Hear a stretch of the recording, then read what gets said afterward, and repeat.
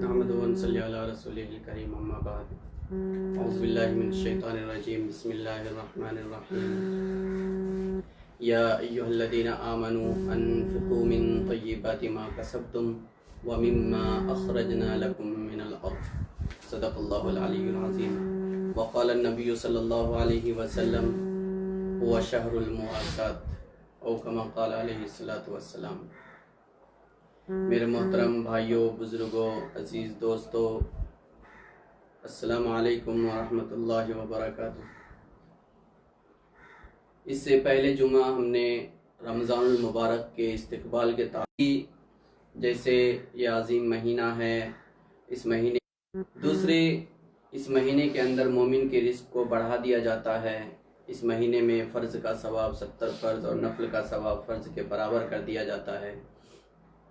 اسی طریقے سے یہ مہینہ، اس کا اول حصہ رحمت، مغفرت اور خلاصی من النار کا ہے، اور اس مہینے میں اللہ تبارک تعالی نے اس کو صبر کا مہینہ بنایا ہے، اور صبر کا بدلہ جنت ہے، اور یہ مہینہ غمخواری کا مہینہ ہے۔ آج ہم انشاءاللہ غمخواری کیا ہے اور اس کا اصل مفہوم کیا ہے اور کیسے ہم لوگ غمخواری کر سکتے ہیں، اس کے اوپر ایک مختصر طور پر روشنی ڈالیں گے۔ سب سے پہلے ہم کو یہ سمجھنا ہے کہ مواسات یعنی غمخواری کس کو کہتے ہیں۔ واسا یواسی، مواسات کے معنی آتے ہیں آپس میں ایک دوسرے سے ہمدردی کرنا، اور ایک دوسرے سے ہمدردی کا مطلب ہے باہم محبت کا اظہار کرنا، ایک دوسرے کے دکھ درد کے اندر شریک ہونا، ایک دوسرے کے غم میں پریشانی میں ہاتھ بٹانا، خوشی کے اندر شریک ہونا، غم کے اندر شریک ہونا، اگر خوشی ہے تو دوسروں کو بانٹنا، تکلیف ہے تو دوسروں کی تکلیف کو دور کرنا، اسی کو ہمدردی بولتے ہیں۔ یہ اسلامی بہت بڑی ایک تہذیب ہے جو اللہ تبارک تعالیٰ نے مسلمانوں کے اندر اور اسلامی مذہب کے اندر پیدا کیا ہے۔ غمخواری کا اظہار کئی طریقے سے کر سکتے ہیں۔ سب سے پہلی صورت اس کی ہے کہ ہم زبان سے کسی کی غمخواری کا اظہار کر سکتے ہیں۔ زبان سے غمخواری کا مطلب یہ نہیں ہے کہ ہم جا کر کے ہمیشہ ان کے پاس بیٹھ کر کے باتیں کرتے رہیں، بلکہ حدیث شریف کے اندر آتا ہے، رسول اللہ صلی اللہ علیہ وسلم نے ارشاد فرمایا، قول معروف صدقہ، اچھی بات کرنا بھی یہ ایک صدقہ ہے۔ اس کا مطلب یہ ہے کہ اگر ہم کسی کے پاس جا کر کسی کے دکھ درد میں شریک ہو کر اس کے سامنے ہم اچھی بات کرتے ہیں، اس کے حوصلے کی بات کرتے ہیں، تکلیف میں ہمت بڑھانے اور جڑانے کی بات کرتے ہیں، تو یہ بھی ایک صدقہ ہے۔ یہ صدقہ ہے۔ صدقہ کا مطلب اللہ کے راستے میں جو انسان خلوص دل کے ساتھ کچھ خرچ کرتا ہے اس کو صدقہ کہا جاتا ہے۔ تو ایک بات بھی صدقہ ہے۔ یہ اسلام کا کتنا اہم نظریہ ہے جو دنیا کے کسی مذہب کے اندر آپ کو نظر نہیں آئے گا۔ تو سب سے پہلی صورت غمخواری کا یہ ہے کہ ہم کسی کے پاس جاتے ہیں تو، یا ہم کو معلوم ہوا کہ ہمارا پڑوسی، رشتہ دار یا ہمارے محلے کا کوئی آدمی کسی غم میں، تکلیف میں، دکھ میں، پریشانی میں ہے، تو ان کے پاس جا کر کے ان کی خبرگیری کریں، خیر و خیریت پوچھیں، ان سے پوچھیں کیسا ہے گھر میں، سب لوگ طبیعت ٹھیک ہے نا، اور گھر میں کھانے پینے کا کیسا انتظام ہے۔ اگر کوئی بیمار ہے تو ان کو تسلی دینا ہے، کوئی بات نہیں، گھبرانے کی ضرورت نہیں ہے، لا بأس، اور انشاءاللہ اللہ تبارک تعالیٰ چاہے گا تو بہت جلد آپ شفا یاب ہو جائیں گے۔ یہ الفاظ بولنا بھی یہ ایک غمخواری کا ایک صورت ہے، غمخواری کی ایک صورت ہے، غمخواری کی ایک شکل ہے، اور اس پر بھی اللہ تبارک تعالیٰ اجر دیتا ہے، بلکہ صدقہ کرنے کا اجر دیتا ہے۔ دوسری غمخواری کی جو صورت ہے وہ ہے عملی غمخواری۔ عملی غمخواری کا مطلب ہے ہم ہاتھ، پیر، زبان سے کچھ کر کے کسی کے دکھ درد میں شریک ہو سکتے ہیں۔ کچھ کرنے کا مطلب کیا ہے؟ ہم کسی کے پاس جا رہے ہیں، دیکھ رہے ہیں کہ وہ کسی پریشانی کے اندر مبتلا ہے، تو اس کے لیے ہم کیا کر سکتے ہیں وہ کرنا ہے۔ مثال کے طور پر اس کو پانی لا کے دینا ہے، اس کی کوئی کام باقی ہے تو وہ کام کرنا ہے، خدمت کر دینا ہے، اس کی ضرورت کوئی ہے تو وہ ضرورت ہم پوری کر دینا ہے۔ اس کو عملی غمخواری کہیں گے۔ حدیث شریف کے اندر آتا ہے حضور صلی اللہ علیہ وسلم نے فرمایا ان اللہ فی عون العبد ما دام العبد فی عون اخیہ، جب تک انسان اپنے بندے کی مدد کرتا رہتا ہے، اپنے بھائی کی مدد کرتا رہتا ہے، تب تک اللہ تبارک تعالی اس بندے کی مدد کرتا رہتا ہے۔ اگر ہم کسی کے یہاں جا کر کے کسی کی ضرورت میں ہاتھ بٹا رہے ہیں، کسی کا کام کر رہے ہیں اور کسی کا کام اٹکا ہوا اس کو ہم پورا کر دے رہے ہیں، تو جب تک ہم اپنے اس بھائی کا وہ کام کرتے رہیں گے تب تک اللہ تبارک تعالی ہمارا تعاون کرتا رہے گا۔ یہ حدیث شریف میں رسول اللہ صلی اللہ علیہ وسلم نے فرمایا۔ اس سے پتہ چلتا ہے کہ عملی طور پر غمخواری کرنا کتنا اہم عبادت ہے اور کتنا اہم کام ہے۔ اس لیے حضور صلی اللہ علیہ وسلم ہمیشہ یہ ترغیب دیتے تھے کہ جس طریقے سے تم رہتے ہو اسی طرح اپنے بھائی کو بھی پسند کرو، جس طرح تم چاہتے ہو کہ تمہارے پاس کوئی آئے تو تمہارے دکھ درد کے اندر شریک ہو، تمہارے حوصلہ افزائی کرے، ایسا ہی تم بھی دوسروں کے ساتھ کرو۔ یہ غمخواری کی عملی شکل ہے۔ تیسری چیز غمخواری کی ہے، اس کو بولتے ہیں مالی غمخواری، معاشی غمخواری۔ مالی اور معاشی غمخواری کا مطلب ہے کہ انسان کی پوزیشن ہمیشہ یکساں نہیں رہتی۔ کوئی بھی انسان ہے، اس کی پوزیشن ہمیشہ ایک لیول پہ نہیں رہتی ہے، وہ کبھی اونچا ہو جائے گا، کبھی نیچے ہو جائے گا، کبھی اس کا بزنس بہت اچھا رہے گا، کبھی بزنس لو ہو جائے گا، کبھی وہ بہت اچھا کھانے والا ہوگا، پہننے والا ہوگا، رہنے والا ہوگا، لیکن وہی انسان کچھ دنوں کے بعد ایسا بھی ہو سکتا ہے کہ اس کے پاس کھانے کا نہ ہو، پہننے کا نہ ہو، گھر رہنے کا نہ ہو۔ ایسی ایک صورت، یہ اللہ تبارک تعالیٰ کی مرضی ہے۔ اللہ تبارک تعالیٰ وَتُعِزُّ مَن تَشَاءُ وَتُذِلُّ مَن تَشَاء بولتے ہیں کہ جس کو چاہتا ہے عزت دیتا ہے، جس کو چاہتا ہے ذلت دیتا ہے۔ اللہ تبارک تعالیٰ چاہے تو ایک امیر سے امیر انسان کو ذلیل کر دیتا ہے، اور اللہ تبارک تعالیٰ چاہے تو ایک کمتر سے کمتر انسان کو عزت کے مقام پہ بیٹھا دیتا ہے۔ تو اللہ تبارک تعالیٰ نے اگر ہم کو مال دیا ہے، اللہ تبارک تعالیٰ نے اگر ہم کو حیثیت دی ہے، تو ہم کو یہ دیکھنا ہے کہ ہمارے محلے کے اندر ہم سے کمتر یا ہمارے لیول کے یا ہم سے اونچے لوگ بھی ہو سکتے ہیں جن کے پاس سب کچھ ہے لیکن کھانے کا سامان نہیں ہوگا، کسی عذر کی وجہ سے، کسی وجہ سے، قرض کی وجہ سے، پریشانی کی وجہ سے، مصیبت کی وجہ سے، کوئی حادثہ پیش آ گیا اس کی وجہ سے۔ تو ہم کو یہ دیکھنا ہے کہ ہمارے پاس جو اللہ تعالیٰ نے حیثیت دیا ہے، مال دیا ہے، کیا ہم اس کے ذریعے سے کسی کی غمخواری کر سکتے ہیں، کسی کی ضرورت پوری کر سکتے ہیں، کسی کو ہم ہدیہ دے سکتے ہیں، کسی کو ہم تحفہ دے سکتے ہیں، کسی کو ہم قرض دے سکتے ہیں۔ قرض دینا بھی غمخواری کی ایک صورت ہے۔ قرض دینا بھی اسلام کے اندر ایک عبادت ہے۔ قرض دینا بھی اسلام کے اندر ایک عبادت ہے۔ اس لیے مال جب اللہ تبارک تعالیٰ نے ہم کو دیا ہے تو اس مال کو ہم بیجا خرچ نہ کریں۔ اس مال کو اپنی ضرورت کے اندر ہم کو جتنی ضرورت ہے وہ ضرورت میں استعمال کرنے کے بعد ہم کو یہ دیکھنا ہے کہ ہم دوسروں کی ضرورت اس میں سے کتنا پوری کر سکتے ہیں۔ جتنا ہم کر سکتے ہیں ہم اپنی حیثیت کے مطابق اس کی ضرورت کو پورا کرنا ہے۔ اس کو بولیں گے ہم مالی غمخواری۔ اس وقت جن حالات سے ہم لوگ گزر رہے ہیں، کرونا وائرس، کووڈ-19 کے جو حالات ہے، ایک وبائی صورتحال سے ہم لوگ گزر رہے ہیں اور ہر انسان اس میں پریشان ہے، امیر بھی، غریب بھی، اور شہر کے بھی، دیہات کے بھی، گاؤں میں رہنے والے بھی، محل میں رہنے والے بھی، جھونپڑی میں رہنے والے بھی، ہر طرح کا انسان آج پریشان ہے۔ سب اپنے ایک نفسی کی زندگی جی رہے ہیں۔ ایسی ایک صورت میں جب ہر انسان پریشان ہے تو ایسے وقت میں دوسروں کی خبرگیری کرنا، اس کے ساتھ غمخواری کا معاملہ کرنا، اس کے دکھ درد اور غم کے اندر شریک ہونا، خاص طور سے ہم دیکھ رہے ہیں اس وقت اگر کوئی بیمار ہو گیا ہے تو اس کو دوائی دلانے کے لیے کوئی تیار نہیں ہے، ڈاکٹر کے پاس لے جانے کے لیے کوئی تیار نہیں ہے، حتیٰ کہ اگر انتقال ہو گیا ہے تو اس کو دفنانے تک کے لیے لے جانے کے لیے لوگ تیار نہیں ہیں۔ مسلمانوں میں ایمان والوں کے ساتھ ایسا نہیں ہوا ہے، لیکن بہت سارے کمیونٹی کے لوگوں کے ساتھ ایسا ایک واقعہ پیش آیا ہے۔ آج ہم لوگ واٹس ایپ کے اندر اور سوشل میڈیا کے اوپر ایسا ایک واقعہ دیکھ رہے ہیں۔ یہ انسانی ہمدردی کے سراسر خلاف ہے۔ اگر ہم انسان ہیں، انسان کا مطلب انسیت سے، انسیت کا مطلب الفت، محبت، آپس میں ہمدردی ہونی چاہیے۔ اگر آپس میں ہمدردی نہیں ہے، ملنساری نہیں ہے، الفت اور محبت نہیں ہے، ایک دوسرے کے ساتھ لگاؤ نہیں ہے، ضرورت کے اندر پورا کرنے کا جذبہ نہیں ہے، تو پھر ہمارے اندر انسانیت نہیں ہے۔ انسانیت، اللہ تعالیٰ نے انسان کے اندر انسانیت اسی لیے رکھی ہے تاکہ وہ ایک دوسرے کے ساتھ انسانیت کا اظہار کرے۔ ایک دوسرے کے ساتھ انسانیت کا اظہار کریں۔ تو انسانیت کے اظہار کا یا انسانیت غمخواری کے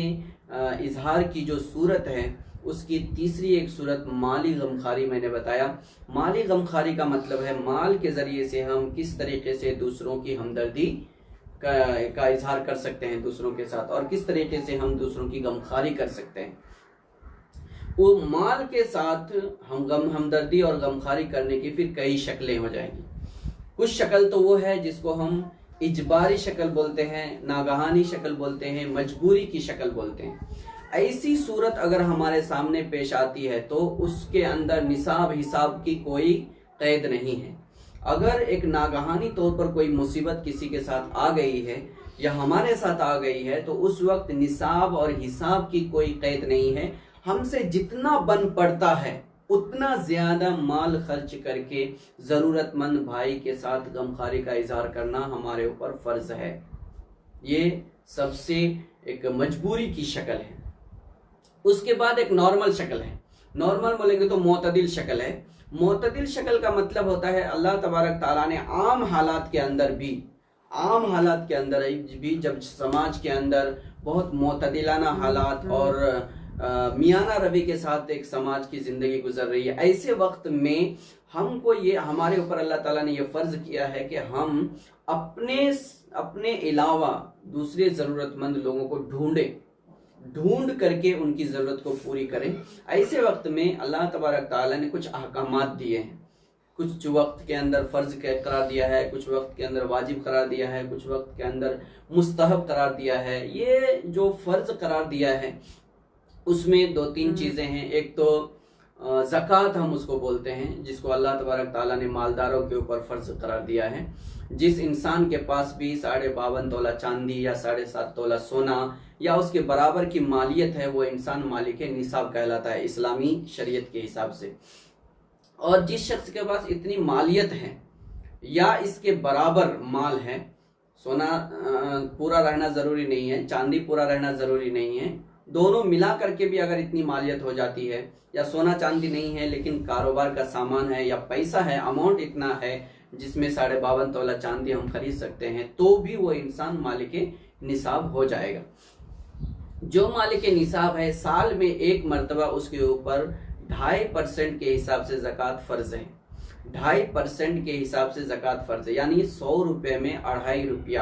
2 روپیہ 50 پیسہ ادا کرنا ہر انسان مالک نصاب کے اوپر فرض ہے۔ اگر وہ انسان نہیں ادا کرتا ہے تو وہ انسان گنہگار ہوگا، اور وہ مال اگر اس کے مال کے اندر مکس ہو کر کے استعمال کیا جائے گا تو سارا کا سارا مال ناپاک ہو جائے گا۔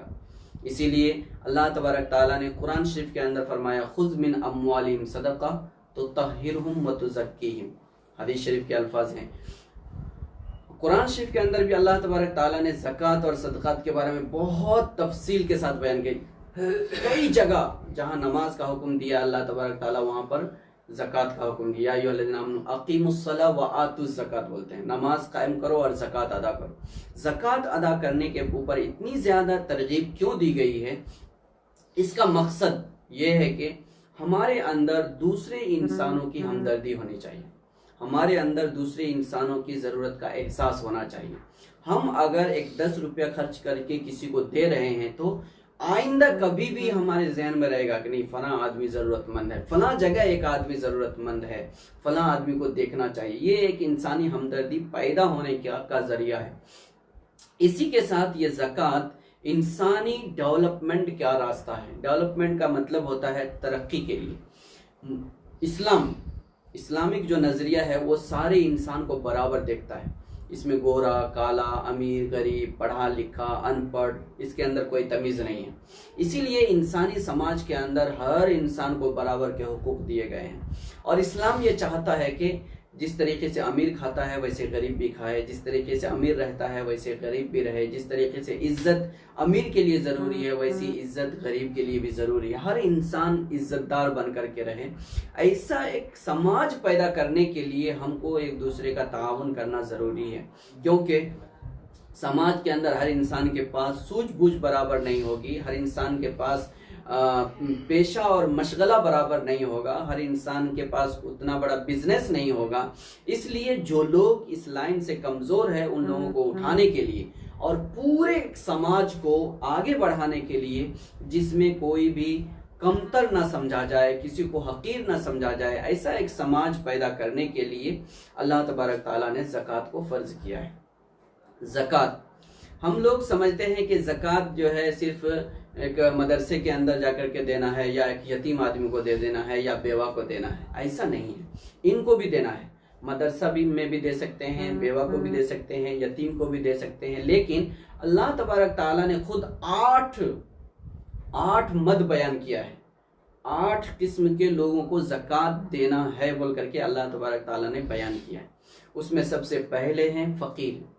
انما الصدقات للفقراء، فقیر لوگ ہیں۔ فقیر کا مطلب ہوتا ہے جو بہت ہی زیادہ ضرورت مند ہے، اس کے پاس رہنے کو گھر نہیں ہے، کھانے کو کچھ بھی نہیں ہے، ایسے لوگوں کو ہم فقیر بولتے ہیں۔ دوسرا ہے مسکین، مسکین بولتے ہیں ضرورت مند کے لیے۔ مسکین کا مطلب ہوتا ہے ایسے ضرورت مند جس کے پاس آج تو ہے لیکن وہ مالک نصاب نہیں ہے، مطلب اتنا نہیں ہے کہ وہ زکوٰۃ ادا کرے، ایسے لوگوں کو بھی ہم زکوٰۃ دے سکتے ہیں۔ تیسرا ہے العاملین علیہا، جو لوگ زکوٰۃ وصول کرنے پر کسی ادارے کی طرف سے مقرر ہے، یا جو لوگ گورنمنٹ کی طرف سے زکوٰۃ وصول کرنے کے اوپر مقرر ہے، ایسے لوگوں کو بھی ضرورت ہے تو زکوٰۃ دینا ہے، دے سکتے ہیں۔ چوتھے ہیں والمؤلفۃ قلوبہم، وہ لوگ جن کو دل بستگی کے لیے، دل بستگی کا مطلب ہے ہمدردی کے اظہار کے لیے، انسیت پیدا کرنے کے لیے، غمخواری کے لیے زکوٰۃ دے سکتے ہیں۔ اس کے اندر مسلم بھی ہے اور غیر مسلم بھی ہے۔ وہ غیر مسلم جو ہمارے پڑوس میں رہتے ہیں اور جو لوگ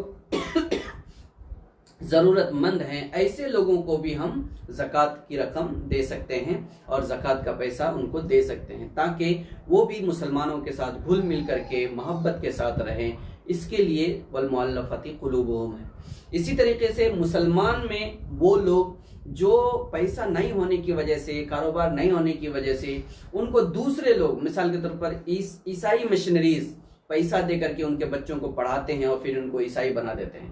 ایسے مسلم جو لوگ، جن لوگوں کے پاس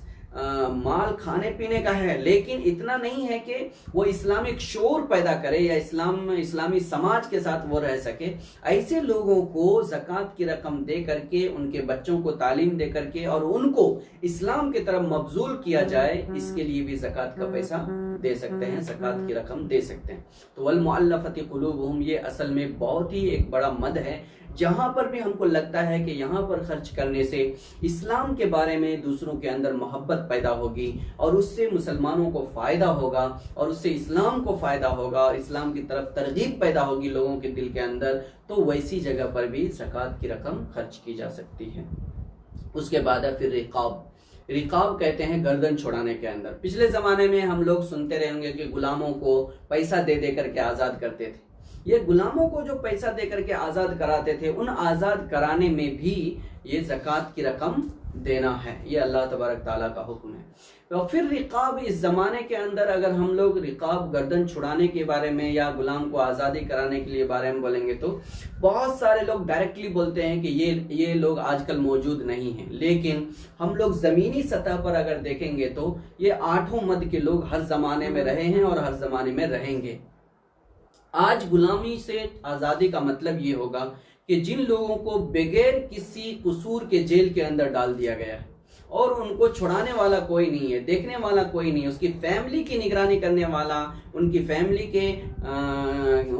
کے گزر بسر کے لیے کوئی انتظام نہیں ہے، تو ان کی فیملی کے اندر اور جو لوگ جیل کے اندر قید ہیں اور بغیر قصور کے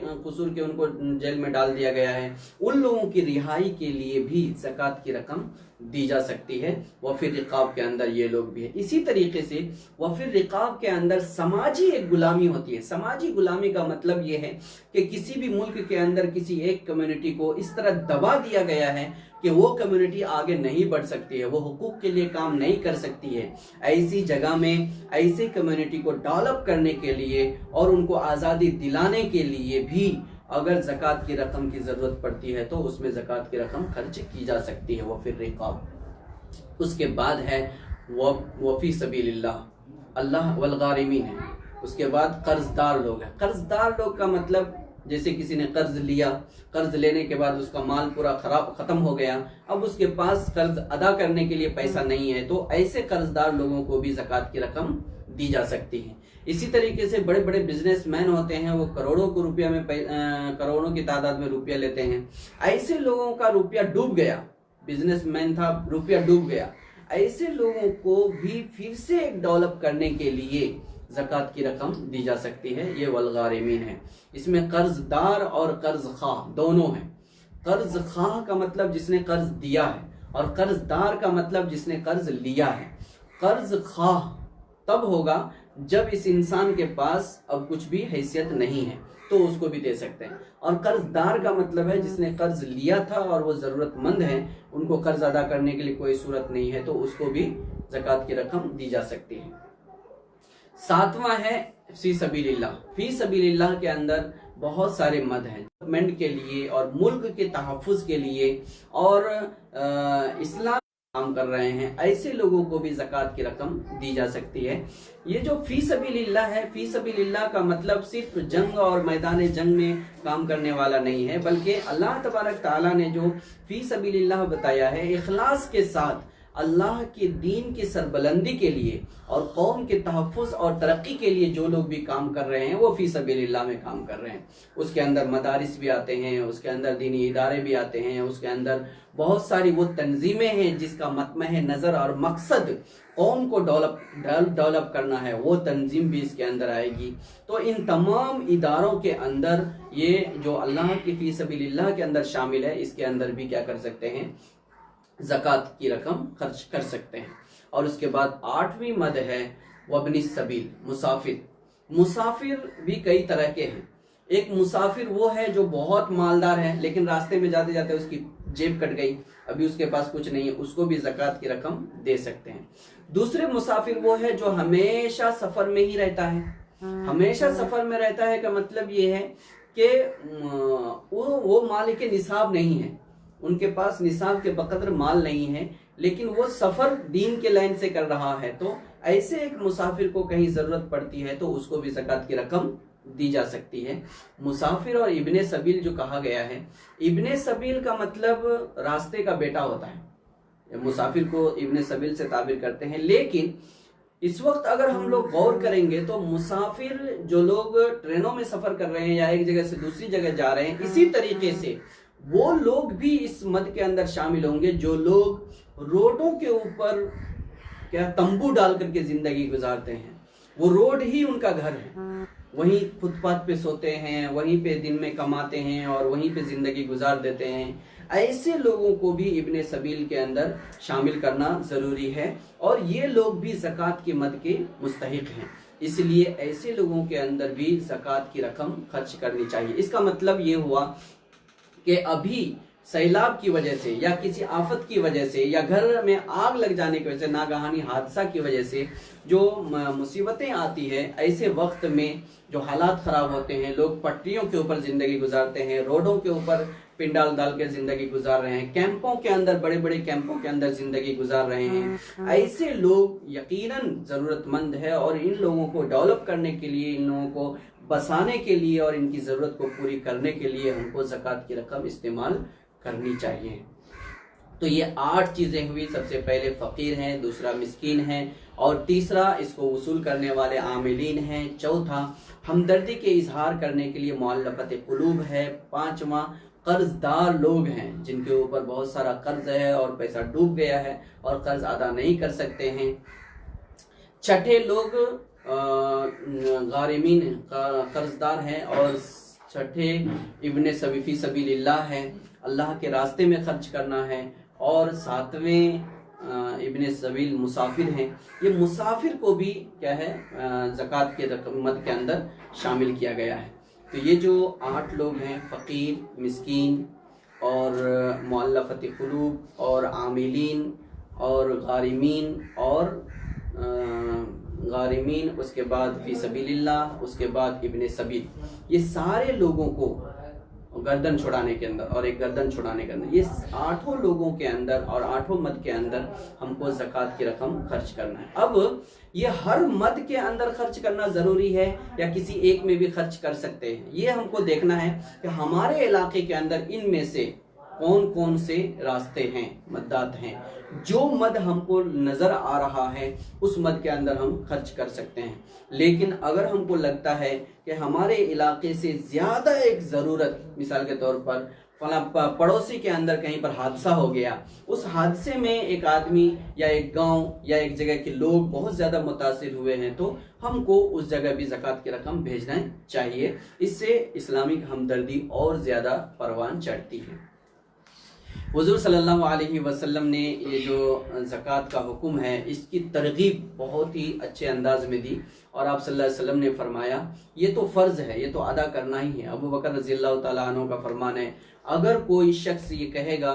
कि मैं ऊँट की रस्सी ज़कात में देता था लेकिन अब नहीं दूंगा रसूलुल्लाह सल्लल्लाहु अलैहि वसल्लम के वफ़ात के बाद, तो मैं उससे जंग करूँगा। इतना अहम फरीज़ा है ज़कात, इसलिए ज़कात अदा करना वो भी निसाब के हिसाब से बहुत ज़रूरी है। और जब हम ज़कात अदा करते हैं तो हमारे दिमाग के अंदर ये कभी नहीं पैदा होना चाहिए कि मैं किसी को पैसा दे रहा हूँ या मैं किसी की मदद कर रहा हूँ। ये अल्लाह ताला ने हक़ मुकर्रर किया है, वो हमको देना ही है, हमारे ऊपर फ़र्ज़ है। ये गरीबों के ऊपर एहसान नहीं है, ये गरीबों के ऊपर एहसान नहीं है, ज़रूरतमंदों के ऊपर एहसान नहीं है, ये हमारा फ़र्ज़ है। ये गरीबों का एहसान है कि वो हमारा एक फ़र्ज़ अदा करने में हमारा ताउन कर रहा है। तो ये फ़र्ज़ जो है ये तो हमको अदा ही करना है। इसके अलावा भी अल्लाह तबारक ताला ने बहुत सारे हुकूक एक दूसरे के मुतालिक किए हैं। वफ़ी अम्वालिहिम हक़्क़ुल लिस्साइल वल महरूम, जो लोग ज़रूरतमंद है और साइल है उनके हुकूक भी हमारे माल के से मुताल्लिक है। और ये फ़र्ज़ वाला ज़कात नहीं है, ज़कात के अलावा जैसे खेती कट रही, कोई ज़रूरतमंद आया तो उसको देना है, हम दुकान के अंदर बिजनेस कर रहे हैं, कोई ज़रूरतमंद आया तो उसको देना है। इसी तरीके से हम घर के अंदर रह रहे हैं, कोई ज़रूरतमंद आ गया है तो उसको देना है। हुज़ूर सल्लल्लाहु अलैहि वसल्लम ने फरमाया कि तुम में से मन कान लहू फ़ज़्लु ज़हरिन फ़लयउद बिही अला मन ला ज़हर लहू, अगर तुम में से किसी के पास सवारी ज़्यादा है तो उन लोगों को सवारी दे जिनके पास सवारी नहीं है। वमन कान लहू फ़ज़्लु मिन ज़ादिन फ़लयउद बिही अला मन ला ज़ाद लहू, अगर तुम में से किसी के पास खाने का सामान ज़्यादा है तो उन लोगों को भी खाना और ज़्यादा सफ़र तोशा दे जिनके पास तोशा नहीं है। तो हुज़ूर सल्लल्लाहु अलैहि वसल्लम ने बहुत ज़्यादा तरगीब दी है। कुरान शरीफ के अंदर ज़कात और सदक़ात और खैरात जो हम लोग कर रहे हैं उसके सवाब के बारे में एक मिसाल दी, एक मिसाल से समझाया अल्लाह ताला ने फरमाया है, मसलुल लज़ीना युनफ़िक़ूना फ़ी सबीलिल्लाह कमसली हब्बा अंबतत सबअ सनाबिला, जो लोग अल्लाह के रास्ते में अपना पैसा खर्च करते हैं वो ऐसे है जैसे एक दाना ज़मीन के अंदर डाला। एक दाना खेती के अंदर हम डालते हैं ना, एक दाना हमने ज़मीन के अंदर डाला, उसमें से 7 बालें निकली, 7 बालें निकली और उन 7 बालों के में से हर एक बाल में 100 दाने हैं। कितना हो गया? 700। तो एक आदमी एक दाना बो रहा है, उसमें से 7 बालें निकल रही है और 7 बालों के अंदर 100 दाने हैं। इसका मतलब एक दाना खर्च करने का 700 दाना अज्र मिला। ऐसे ही हम अल्लाह के रास्ते में जब हम ज़कात अदा करते हैं, ये फ़र्ज़ है तो भी, और सदका देते हैं या खैरात करते हैं तो अल्लाह तबारक ताला एक दाने के ऊपर हमको 100 गुना ज़्यादा अज्र अता फरमाता है। फिर अल्लाह तबारक ताला फरमाता है जो अल्लाह के रास्ते में खर्च करेगा अल्लाह ताला उसको अज्र देगा बगैर हिसाब भी। ये तो एक हिसाब है जिसको अल्लाह ताला ने बयान किया, लेकिन जब इंसान इखलास से खर्च करता है, दाएं हाथ से देता है तो बाएं हाथ को खबर नहीं होती है। ऐसे अगर खर्च करता है तो अल्लाह तबारक ताला बगैर हिसाब के उसको अज्र देता है। उसके अंदर 100 भी नहीं और 700 भी नहीं और 7000 भी नहीं, बल्कि लामुतनाही। अल्लाह तबारक ताला के खजाने में किसी चीज़ की कमी नहीं है ना। अल्लाह तबारक ताला अगर एक आदमी को 1 रुपया खर्च करने पर 7000 करोड़ सवाब देगा तो अल्लाह ताला के खजाने में क्या कमी आएगी? एक ज़र्रा बराबर भी कमी नहीं आएगी। इसलिए जब हम 1 रुपये की गुंजाइश रखते हैं तो 1 रुपया, और 1 लाख रुपए की गुंजाइश रखते हैं तो हमको दिल खोल के खर्च करना चाहिए। हुज़ूर सल्लल्लाहु अलैहि वसल्लम ने फरमाया कि जब तुम ज़कात देते हो या तुम सदका देते हो या कुछ तुम खैरात करते हो तो फतीबू बिहा अनफुसिकुम, तो तुम अपना दिल खुश करके दो। ایسا نہیں تنگی میں یہ آ گیا مانگنے کے لیے اور بہت کیا ہے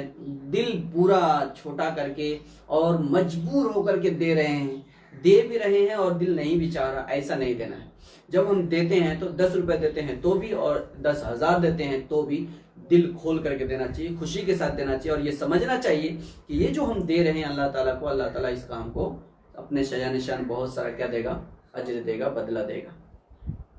تو یہ جو مالی مواسات ہے، مالی ہمدردی ہے، غمخواری ہے، یہ اس وقت جو رمضان کا مہینہ آ رہا ہے اس کے اندر ہم لوگ عام طور پر زکوٰۃ اور صدقات زیادہ نکالتے ہیں، لیکن ابھی جو کی وجہ سے کووڈ-19 کی وجہ سے جو حالات چل رہے ہیں، ان حالات کے اندر یقیناً مدارس کے لوگ اور بہت سارے اداروں کے لوگ جو چندہ کرنے کے لیے جاتے تھے وہ نہیں جا سکیں گے، نہیں پہنچ سکیں گے۔ اس لیے ایسے وقت میں ہم لوگوں کو خود خیال رکھنا ہے، ہمارے پاس جن کے اکاؤنٹ نمبر ہے ہم لوگ اس کے اندر بھیج سکتے ہیں، نہیں ہے تو جن کا حصہ ہمارے پاس رہتا ہے اس کو حفاظت سے رکھیں گے تو ان حالات کے ختم ہونے کے بعد جب وہ لوگ آئیں گے تو ان کو دے سکتے ہیں۔ اور اس وقت جو کووڈ-19 کی وجہ سے بہت سارے مزدور لوگ، بہت سارے مجبور لوگ، بہت سارے غریب لوگ، بہت سارے ضرورت مند لوگ روڈوں کے اوپر اور اسپتالوں اور پلیٹ فارم کے اندر، بس اسٹیشن کے اوپر اور کہاں کہاں نہ جانے، فیکٹریوں کے اندر اور روموں کے اندر بند پڑے ہیں، ان کے پاس کھانے کا نہیں ہے، ان کے پاس رہنے کا نہیں ہے، ان کے بچے بلک رہے ہیں، ماں کے چھاتیوں کے اندر دودھ اس لیے نہیں اتر رہا ہے کہ ماں کو کھانے کے لیے کچھ نہیں مل رہا ہے۔ ایسے ایک مجبوری کے وقت میں اگر ایک انسان ہمدردی کا اظہار نہیں کر سکتا ہے تو اس کا مطلب اس کے اندر انسانیت نہیں ہے، وہ انسان نہیں ہے، اس کو ہم انسان نہیں بول سکتے۔ اس لیے ہم کو کوشش کرنا ہے کہ اپنی زکوٰۃ اور صدقات کی رقم ایسے ضرورت مندوں کے اندر خاص طور سے خرچ کریں، اور اگر ہمارے پاس زکوٰۃ اور صدقات ادا کرنے کے لیے نہیں ہے، مثال کے طور پر ہم مالک نصاب نہیں ہے، ہمارے اوپر فرض نہیں ہے، تو بھی ہماری حیثیت کتنی ہے، ہم اپنے حصے کے ایک حیثیت کے حساب سے اس کے اندر خرچ کرنا اور ضرورت مندوں کی ضرورتوں کو پورا کرنا ہمارے اوپر ضروری ہے۔ اس وقت جن حالات سے پورا ملک اور خاص طور سے ہمارا ملک ہندوستان اور پوری دنیا متاثر ہے، یقیناً وہ بہت ہی ناگفتہ بے حالات ہے، اور ان ناگفتہ بے حالات سے ہر انسان متاثر ہے، امیر غریب سب لوگ۔ اس میں ہم ایک دوسرے کے ہمدردی کریں اور ایک دوسرے کی غمخواری کریں، یہی اسلام کی تعلیم ہے۔ اس میں خاص طور سے چند ہدایتیں ہیں جو آپ حضرات کے سامنے میں رکھنا چاہتا ہوں۔ ابھی 4-5 دن کے بعد رمضان کا مہینہ آ رہا ہے۔ رمضان کے مہینے میں جس طریقے سے ہم پہلے رمضان کا مہینہ گزارتے تھے اسی طریقے سے گزارنا ہے، بلکہ اس سے بھی زیادہ اور دلچسپی اور رغبت کے ساتھ گزارنا ہے، لیکن چند احتیاط کے ساتھ۔ احتیاط کا مطلب یہ ہے کہ پہلے کی طرح یہ رمضان کا مہینہ نہیں ہوگا۔ پہلے اس طرح کی ایک وبائی بیماری کا ہم شکار نہیں تھے، لیکن آج ایک وبائی بیماری بھی رمضان کے جیسے ایک نیکیوں کے سیزن کے مہینے ہیں، فرائض ہم پابندی کرنا ہے، تہجد کی نماز کے اندر ہم کو جماعت کرنے کی ضرورت نہیں، انفرادی طور پر کرنا ہے۔ تراویح جو ایک اہم عبادت رمضان کے اندر کی جاتی تھی، وہ تراویح آپ لوگوں کو پڑھنا ہے اور ہم سب لوگ پڑھیں گے انشاءاللہ، لیکن اس کے لیے ہم کو حافظ صاحب ارینج کرنے کی ضرورت نہیں ہے، یا مسجد میں جا کر کے تراویح پڑھنے کی ضرورت نہیں ہے، نہیں پڑھیں گے تراویح مسجد میں جا کر کے۔ ہم لوگ جس طریقے سے فرض نماز گھر کے اندر پڑھتے ہیں اپنے فیملی کے ساتھ، اسی طریقے سے تراویح کی نماز بھی ہم اس مرتبہ انشاءاللہ اپنے اپنے گھروں کے اندر ادا کریں گے۔ تراویح کے ساتھ ہم لوگ عام طور پر رمضان کے مہینے میں گھومنے پھرنے کے ایک مزاج نوجوانوں کے اندر ہے، وہ بالکل ہی مزاج کو ختم کرنا ہے، عام دنوں میں بھی ختم کرنا ہے، اور اس وقت جو کرونا وائرس کا ایک ماحول پیدا ہو گیا ہے اور ماحول ہے، اس کے اندر تو بالکل بھی باہر جانے کی ممانعت ہے، اس لیے کوئی بھی باہر نہیں جائیں گے۔ بائک میں، کار میں ایسے جھنڈ بنا کر کے 4-5 نوجوان اس گلی میں اس گلی میں گھوم رہے ہیں، ان سے مکمل طور پر احتراز کرنا ہے۔ موبائل کے اندر جو ٹائم ویسٹ کرتے ہیں بہت زیادہ، ان چیزوں سے ہم کو خاص طور سے احتراز کرنا ہے۔ ضروری بات ہے تو موبائل پہ استعمال کرنا ہے، کچھ ضروری میسج ہے تو وہ سوشل میڈیا پہ دینا ہے، اس کے علاوہ ہم ٹائم ویسٹ بالکل بھی موبائل کے اندر نہیں کریں گے، اور زیادہ سے زیادہ ذکر میں، قرآن شریف کی تلاوت میں، تلاوت کا مطلب اس کو اچھے طریقے سے پڑھنا ہے، صرف پڑھنا نہیں ہے، اچھے طریقے سے صحیح ڈھنگ سے پڑھنا ہے، اور اس کو سمجھنے کی کوشش کرنا ہے، کیونکہ قرآن شریف سمجھنے کے لیے نازل ہوا ہے اور اس پر عمل کرنے کے لیے نازل ہوا ہے۔ رمضان کے اندر کہتے ہیں کہ دو عبادتیں بہت اہم ہیں، ایک تلاوت قرآن ہے، دوسرا رمضان کا روزہ ہے۔ تو روزہ بھی ہم کو رکھنا ہے اور قرآن کریم کی تلاوت بھی ہم کو کرنی ہے، اور صرف تلاوت نہیں بلکہ ہم کو کوشش کرنی ہے کہ ہم لوگ تلاوت کے ساتھ قرآن سمجھنے کی کوشش کریں کہ اللہ تعالیٰ آخر ہم کو کیا کہہ رہا ہے۔ اتنے دن سے اللہ تبارک تعالیٰ کا ایک پیغام ہمارے پاس 2 دف کے اندر لپیٹ کر کے اور کور کے اندر لپیٹ کر کے ہم نے طاقہ پہ جو رکھا ہوا ہے، اللہ تعالیٰ آخر اس پیغام کے اندر، پیغام نامے کے اندر ہم سے کیا کہنا چاہ رہا ہے وہ ہم لوگوں کو سمجھنے کی کوشش کرنا ہے۔ اور اس رمضان کے مہینے میں جبکہ ہم مکمل طور پر فری ہیں، کوئی کام نہیں ہے، گھر سے باہر جانا آنا کچھ بھی نہیں ہے، اس چیز کے اوپر مطلب قرآن فہمی کے اوپر اور قرآن سیکھنے کے اوپر زیادہ سے زیادہ ہم کو توجہ دینا ہے۔ اسی کے ساتھ ہم کو ذکر کرنا ہے، ہم کو کیا کہتے ہیں مراقبہ وغیرہ کرنا ہے، اور گھروں کے اندر فیملی کے ساتھ ہاتھ بٹانا ہے، جو بھی ضرورتیں ہیں وہ فیملی کی ضرورتوں کو پورا کرنا ہے۔ اسی کے ساتھ ہم اپنے محلے کے اندر بھی دیکھنا ہے کہ کون ضرورت مند ہے، کون ضرورت مند نہیں ہے۔ ہم لوگ عام طور پر رمضان کے اندر جو افطار پارٹی کرتے ہیں، افطار پارٹی یا 4-5 گھر کے لوگ ایک جگہ مل کر کے افطار کرتے ہیں، یہ ساری چیزوں کو بائیکاٹ کرنا ہے۔ افطار پارٹی نہیں کرنا ہے، 2-4 گھروں کے لوگ جمع ہو کر بھی افطار نہیں کرنا ہے، خود بھی افطار کی دعوت وغیرہ میں نہیں جانا ہے، افطار کی دعوت وغیرہ میں بھی نہیں جانا ہے، اس سے مکمل طور پر احتراز کرنا ہے۔ سحری وغیرہ کے اندر بھی اجتماعی ایک صورتحال 2-4 گھروں کو جمع کر کے نہیں کرنا ہے، دعوت کے نام پر کچھ بھی نہیں کرنا ہے۔ البتہ ہم کو اگر محسوس ہو رہا ہے کہ فلاں جگہ افطار کا انتظام نہیں ہے، فلاں کے گھر میں سحری کا انتظام نہیں ہے، تو ہم ایک پیکٹ بنا کر کے، ایک پیکیج بنا کر کے ان کے یہاں افطار اور سحری بھیج سکتے ہیں، اور وہ بھیجنا ہی ہے ہم کو، وہ ہماری ایک ذمہ داری ہے۔ اس طرح سحری اور افطار کے وقت بھی بھیڑ بھاڑ سے ہم کو بچنا ہے مکمل طور پر۔ رات کے اندر جو مائک وغیرہ کے اندر اعلان کیا جاتا ہے نا، مسجدوں کے اندر اعلان کرتے ہیں، اس کے بعد نعت پڑھ رہے ہیں، نظم پڑھ رہے ہیں، تلاوت کر رہے ہیں، کچھ بھی، یہ ان چیزوں سے بھی مکمل طور پر مسجدوں کے اندر بھی احتراز کیا جائے۔ سحری کے ابتدائی ٹائم کا اعلان کرنا ہے تو ایک بار اعلان کر سکتے ہیں، اور اس کی ضرورت بھی نہیں ہے، اگر ضرورت ہے تو ایک بار کر سکتے ہیں۔ سحری کے ختم ہونے کا اعلان وہ کرنا ضروری ہے اور کر سکتے ہیں حسب معمول، جیسے پہلے ہوتا تھا 1 سے 2 بار اتنا ٹائم بچ گیا ہے اور ٹائم ختم ہو گیا ہے، یہ اعلان کرنا عام لوگوں کے لیے اس لیے ضروری ہے کہ ان کو سحری کے ختم ہونے کا ٹائم معلوم نہیں ہوگا تو وہ ٹائم ختم ہونے کے بعد بھی سحری کھا لیں گے اور اس کی وجہ سے روزہ نہیں ہوگا، فاسد ہو جائے گا۔ اس لیے سحری کے ٹائم ختم ہونے کا اعلان کرنا مناسب ہے اور کرنا چاہیے۔ اسی کے ساتھ اس وقت جن حالات سے ہم لوگ گزر رہے ہیں، اس دور میں ہم کو مسلم محلے کی خبرگیری اور رکھ رکھاؤ کے لیے خاص طور سے غور و فکر کرنا، جو میں کہنا چاہ رہا ہوں وہ یہ ہے کہ اس وقت ہم کو یہ دیکھنا ہے کہ کس گھر کے اندر کون بیمار ہے۔ اگر ایسے ہم کو لگ رہا ہے کہ اس بیمار کو دوائی کی ضرورت ہے یا اس کو ہمدردی کی ضرورت ہے، تو وہ چیز ہم کو مہیا کرنا چاہیے۔ اور ایک یہ جو میں نے بتایا تھا، میت، کسی کے گھر میں اگر کوئی میت ہو گئی اتفاق سے، تو عام طور پہ لوگ یہ سوچ رہے ہیں کہ کرونا وائرس کی وجہ سے مرا ہے، ہم اس کو کفنانے کے لیے یا دفنانے کے لیے جائیں گے تو ہم کو بھی بیماری ہو جائے گی۔ میت، اس وقت کے جو سائنٹسٹ اور ڈاکٹرز ہیں ان کا کہنا یہ ہے کہ مردے سے بیماری منتقل نہیں ہوتی ہے۔ ہمارا نظریہ یہ ہے کہ زندے سے بھی بیماری منتقل نہیں ہوتی ہے، لیکن ابھی ڈاکٹروں کا یہ ریسرچ ہے اور کہنا ہے کہ جو مر گئے ہیں ان سے بیماری منتقل نہیں ہوتی ہے۔ اس لیے اگر ہم موجودہ زمانے کے اور یہ ترقی یافتہ ایک نظریے کے مطابق بھی ہم بولیں گے تو بھی اگر کوئی میت ہے تو اس کے کفن دفن کے اندر ہم کو سہایتا کرنا چاہیے، قبرستان وغیرہ کے اندر جگہ دینے میں ہم کو تعاون کرنا چاہیے۔ ایسا نہیں ہونا چاہیے کہ یہ کرونا وائرس کی میت ہے اس لیے ہم اپنے قبرستان میں اس کو جگہ نہیں دیں گے، یہ اسلامک ہمدردی کے سراسر خلاف ہے، ایسا بالکل بھی ہم کو نہیں کرنا ہے۔ آخری میں ہم گزارش کریں گے تمام انسانوں سے کہ آپ انسان ہیں، آپ کا ایک مذہبی ذمہ داری ہے، مذہبی ذمہ داری سے پہلے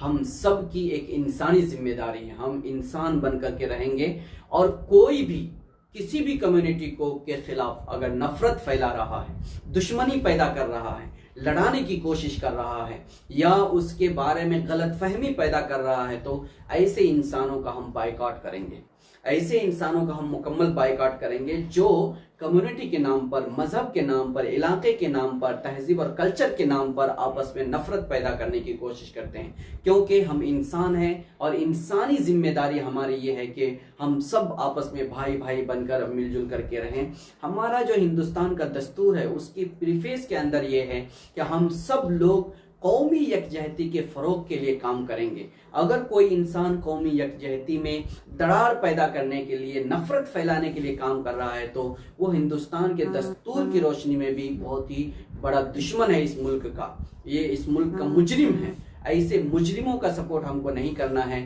آج بہت ساری جگہ ایسا سنا جا رہا ہے کہ جس طریقے سے بی جے پی کے خلاف لوگ اپنے اپنے محلے کے اندر سائن بورڈ لگا رہے تھے، اس علاقے میں بی جے پی کا آنا منع ہے کیونکہ وہ آپس میں نفرت پھیلاتے ہیں اور مذہب کے نام پر سیاست کر رہے ہیں، اس لیے بی جے پی کو اس محلے کے اندر اور اس علاقے کے اندر آنا منع ہے۔ اس طرح کی ایک سازش آر ایس ایس کے کچھ لوگ، اس طرح کی ایک سازش آر ایس ایس کے کچھ لوگ، سنگھ پریوار کے کچھ لوگ مسلمانوں کے بارے میں اور دلتوں کے بارے میں اس طرح کے